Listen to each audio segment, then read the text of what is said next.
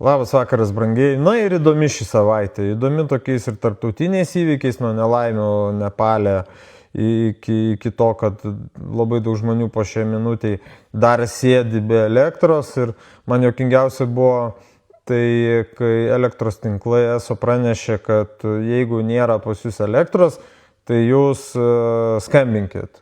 O jeigu pas to žmonės nėra elektros, išsikrovė telefonai ir ryšio bokštai dar neveikia ir žmonės neturi galimybių paskambinti, tai apie tai turbūt nepagalvoja. Nu, bet, kaip sako, truputį pateisinsiu.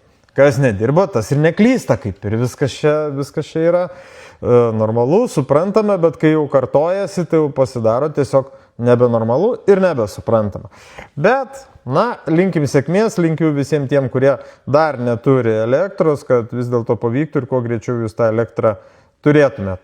Na, tai, kas įvyko šią savaitę, tai kažkaip tai keista, kad žiniasklaidoje nesusilaukė daug dėmesio, nes tik tai portalas Alfa LT parašė, kad Artūro Arlauskui iškelta baudžiamoji byla. Na, iš esmės pasakysiu taip.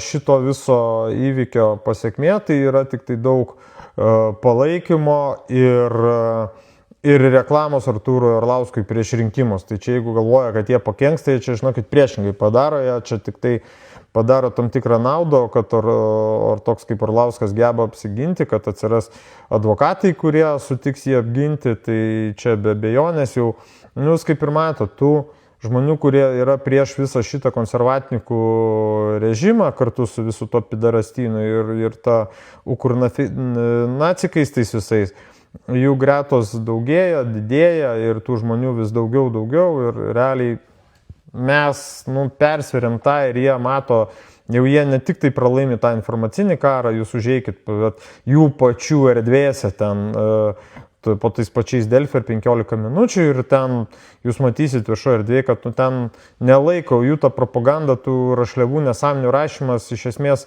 niekam nelimpa. Beje, kai buvo ir kai korona ėjo į pabaigą, turbūt irgi atsimena tą momentą, kai jie ten rašydo, tiek susirgo, ten tiek pasveiko, tiek skiepytų, tiek neskiepytų, visi rašydo tiesiai šviesiai, eikit nafik ir nelipdo visą šitą kurį čia jie rašo. Tai lygiai tas pats jau yra pasidarę. Jau jie patys pripažįsta, tie visi konservatininkai, kad realiai jie pralaimi tą informacinį karą ir čia taip ir negalėjo būti. Pradžiai, žinot, kol dar daug kas nesusigaudė, daug žmonių buvo, kurie nesusiorientavo, kas ten vyksta.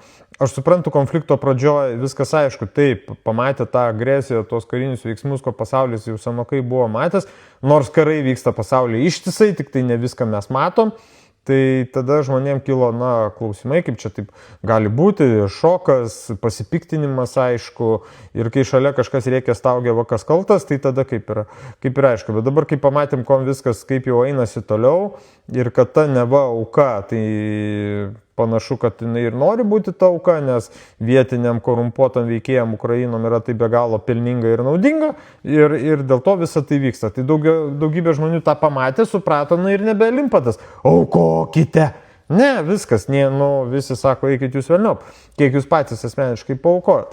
Grįžtant prie tos temos apie Artūrą Arlauską, persekiojimą, taip tos represijos didės, jų daugesnės nėra kur dėtis, jiem yra panika, jiem dabar žūtbūt reikia pradėti įvairias baudžiamasias bylas, kad kažkaip tai kritikus nutildyti, nes jie patys supranta, kad tą noriu išreikšti visišką palaikymą Olidzy arba Olivijai Krasnickienei, kuri žinoma, tik tokia Olidzy visi žino, nieks nežino Olivijos Krasnickienės, o Facebook'e nieks nežino Olidzy, visi žino Oliviją Krasnickienę.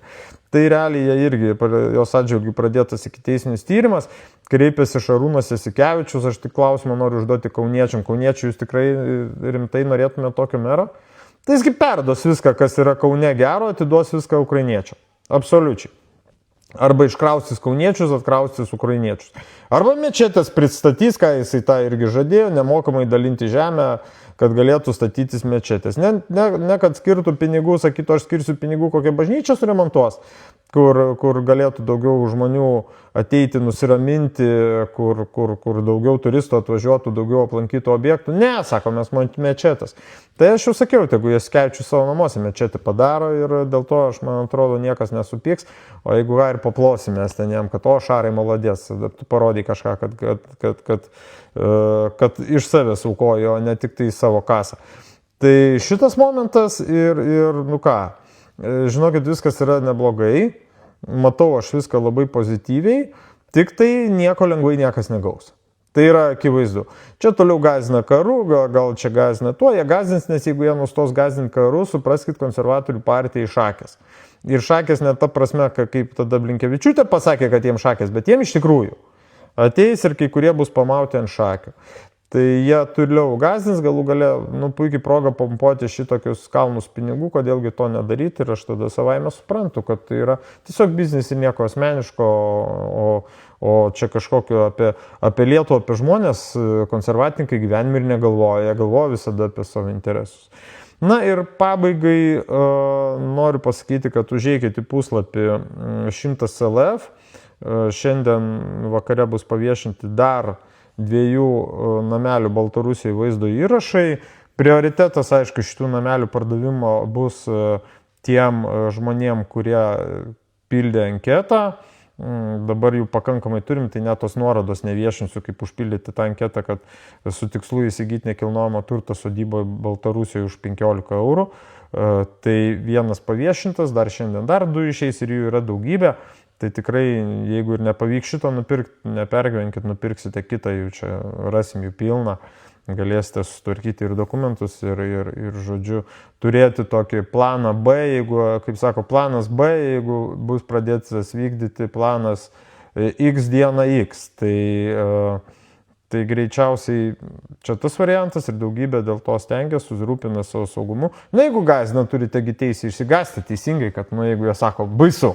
Tai aš išsigandau, galit sakyti, aš bijau, kad bus karas Lietuvoje, todėl karausiuosi Baltarusija, nes Lenkai sienas uždarys, kas greičiausiai ir nutiks. Tai va, tai tiek trumpai informacijos, rytoj biški daugiau tokia veiksmo diena, tai pranešiu iš pat ryto. Iki.